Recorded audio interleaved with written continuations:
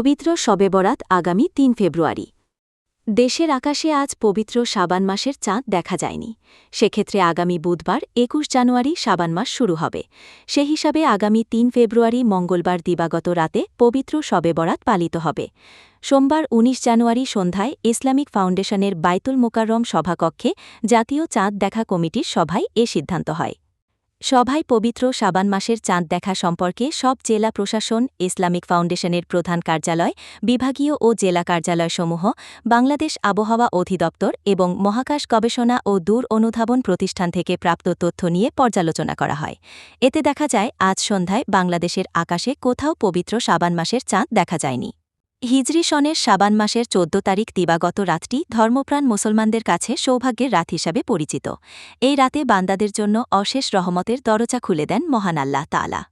মহিমান্বিত এই রাতে ধর্মপ্রাণ মুসলমানরা পরম করুণাময় মহান আল্লাহর অনুগ্রহ লাভের আশায় নফল নামাজ, পবিত্র কোরআন তিলাওয়াত ও জিকিরে মগ্ন থাকেন।